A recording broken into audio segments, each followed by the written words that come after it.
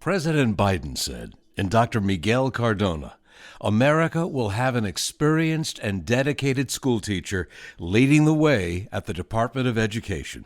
With that statement, Meriden, Connecticut native Dr. Miguel A. Cardona was sworn in as the 12th Secretary of Education of the United States of America by Vice President Kamala Harris. Cardona began his career as a fourth-grade teacher at Israel Putnam Elementary School in his Connecticut hometown. At the age of 27, he was named principal at Meriden's Hanover School. However, unknown to the many Americans he serves, Cardona is also an ardent musician, spending his childhood accompanying his father and brother on the bongo drums at community events and Puerto Rican festivals. When his busy schedule allows, he continues to perform with his wife, an established Latin singer in her own right, Marissa. Joby Rogers talked with Dr. Cardona via Zoom from the White House about his musical and political background and aspirations. Please welcome the United States Secretary of Education, Dr. Miguel Cardona, to Face the Music with Joby Rogers. Hello, this is Miguel Cardona, U.S. Secretary of Education, and it's time to face the music with Joby Rogers. There he is. How you doing, Miguel? Thank you so much for taking this time. Much appreciated. Of course. How you doing? Good. Great to see you again, man. Same here, man. Same here. Getting into music. Did you find music or did music find you? And what I mean by that is, was it a mutual attraction? Was it generational, or did it just kind of happen upon you?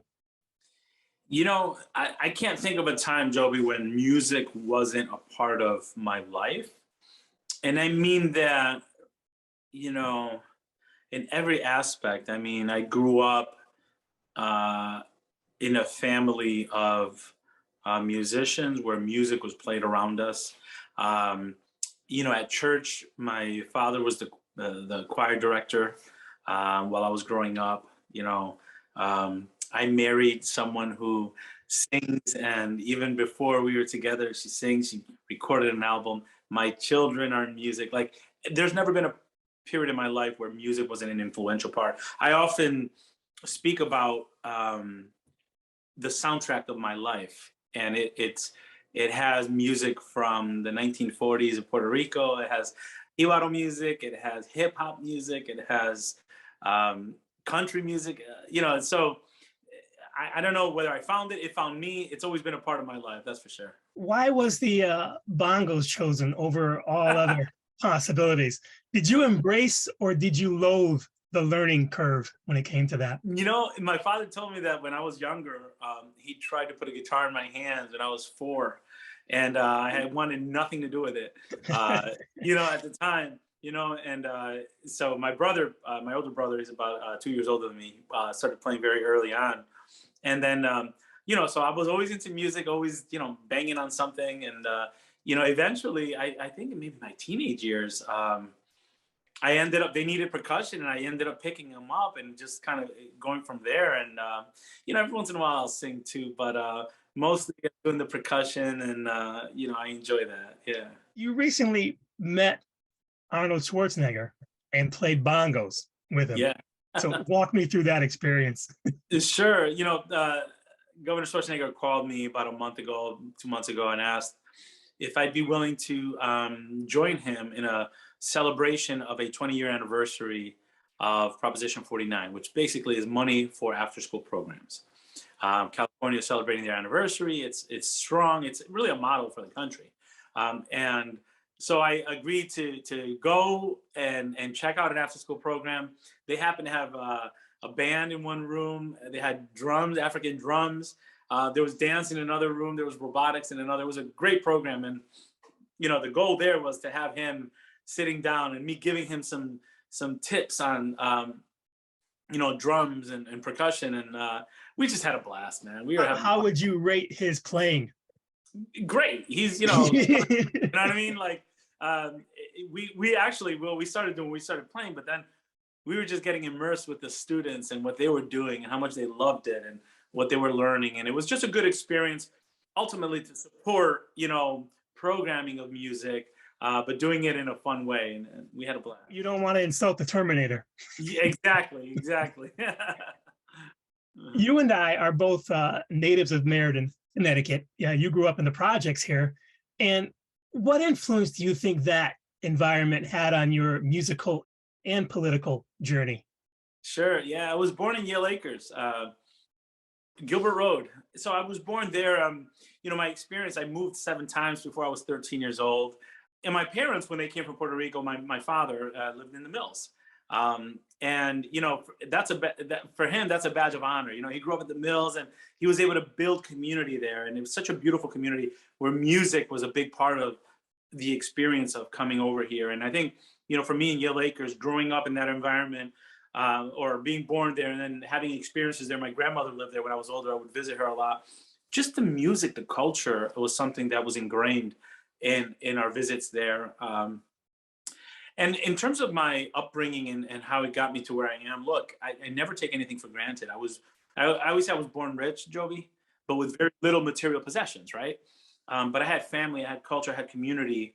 I had, through music, a sense of confidence in who I was, right? And what I represented. And it strengthened me, right?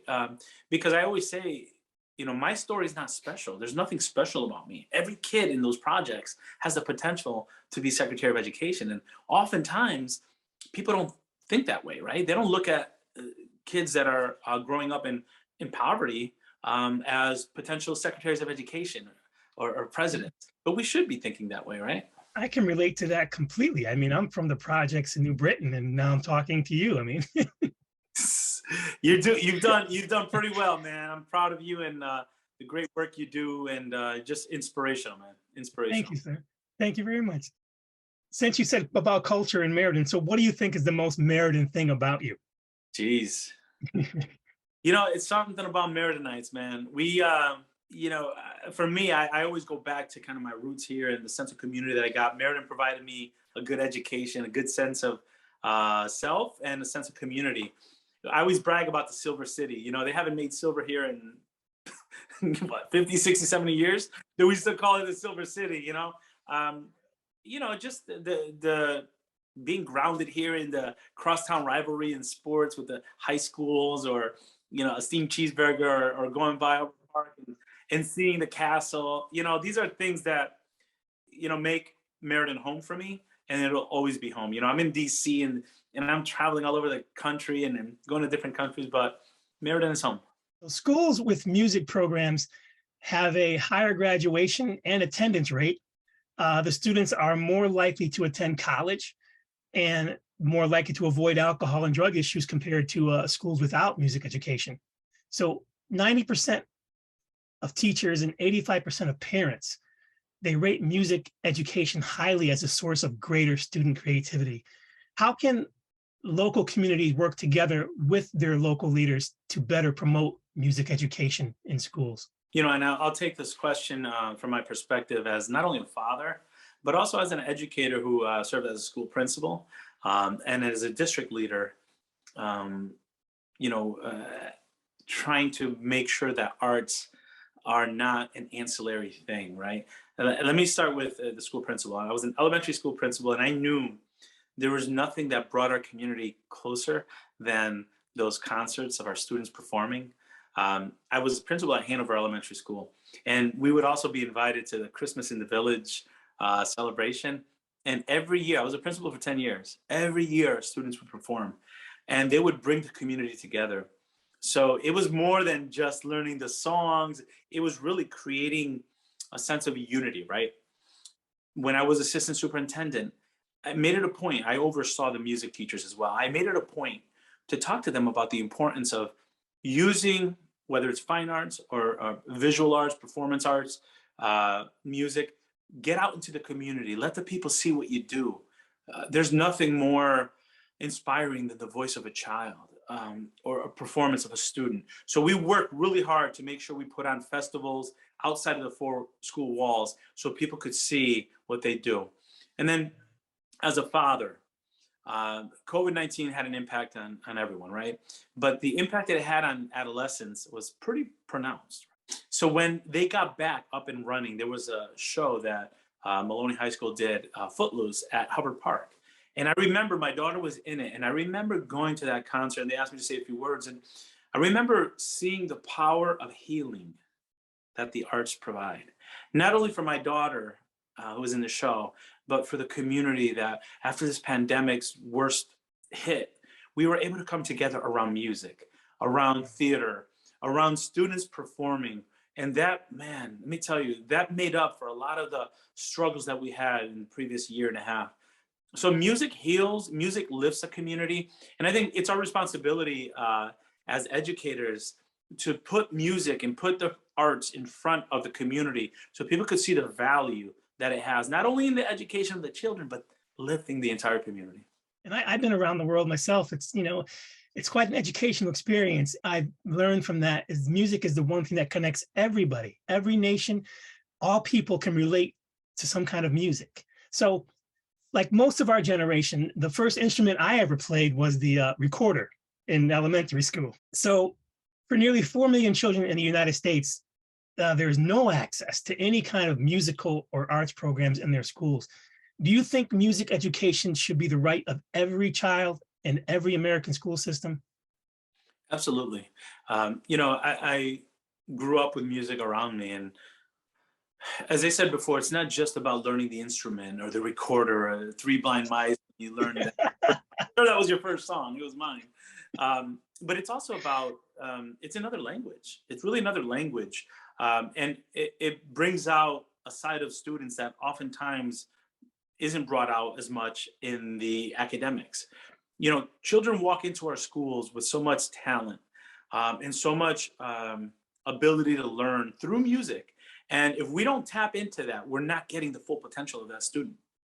I remember when I was a school principal, having students come in that really didn't even speak much English. They struggled with the academic piece of it because they were learning the language. But you turn on music or you give that student an instrument and they came alive. So not only did they show their growth through music, but they showed the school the talents and the gifts that they had through music. So I think we're shortchanging students if we prevent them from having those opportunities, but we also shortchange our country because we're not able to tap into the talent that our students have to lift the communities or to express themselves through the arts. In the semblance of artists like Bob Marley, Sam Cooke, Marvin Gaye, Springsteen definitely, and Dylan, who have used their music and platform to speak out against political and racial and environmental injustices. Do you think it's an artist's duty to reflect the times, or should music be used as an escapism?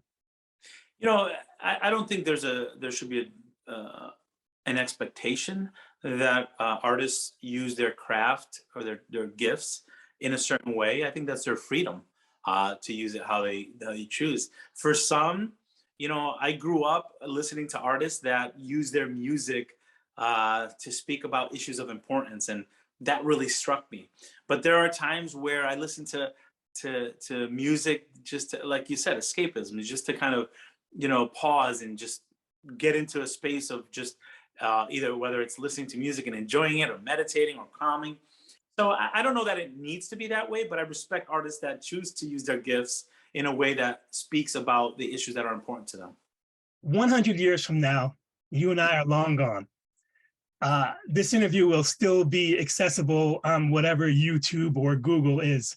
So in the future, what would you like to say to your progeny? Oh, man. What I would like to say is by then, I hope music is more interwoven into the everyday lives of students. I hope that music continues to be a tool to inspire and unite.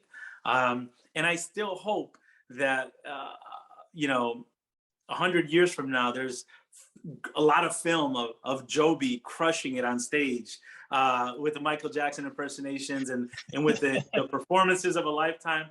And I also hope that the music that I grew up listening to that shaped me into who I am today still permeate the radio waves as well. Did you have any apprehensions about your son and daughter getting involved in the music business? Absolutely not. I'm proud of my son. He's a freshman studying music production. Moments ago, I listened to him. Now, this is a kid that in middle school was tapping with the pencils, tapping on your desk, the things that teachers like, stop. but he was nurtured in school and outside of school, the music, and now he's going to turn that into a career of music production. So he just showed me he's putting together a music album for Christmas, and he's taking that passion for music and the tapping of the pencil and turning it into production. And Well, yeah, because I saw you and your wife, I mean, your wife and your son performing at the Meriden Green, right. and you sitting there, and you could just see this glow around you. You can tell that you're super proud of your children. Of course. I love the fact that they express themselves through the arts, him through music and production, my daughter through theater and singing. It brings so much joy to our family. And as I said before, there's so many students out there that unfortunately they don't have the access to programs that can help bring out the talents and gifts that they have. So I appreciate the fact that you're supporting music and art programs. And I want to encourage everyone.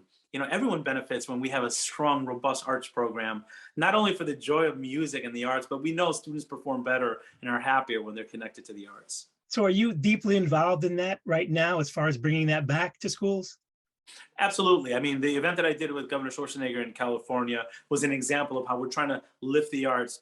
The Department of Education has a partnership with Herbie Hancock and his Institute of Jazz. Yeah, so he's visited the department and we've jammed together, and we're trying to lift the arts and making sure that people see like jazz in life are very, jazz is improvisation, right? And when we had this pandemic, we had to improvise. So we were drawing connections there and just talking about the importance of embracing the arts, not only for the sake of music, but for the creative thinking and the improvisation that is developed in our learners, in the minds of our youth. There's so much benefit to it. So at the department, we're strongly encouraging use of funds, federal funds, to provide accelerated and enrichment programs in the arts, but also to strengthen the core programming of the arts in our schools. That's what our students need, and they thrive when they have it. Miguel, thank you very much, sir. Great to see you, Joby. Take care. Keep You too, shining. man. Have a good Thanksgiving. You too. Bye-bye. Bye-bye.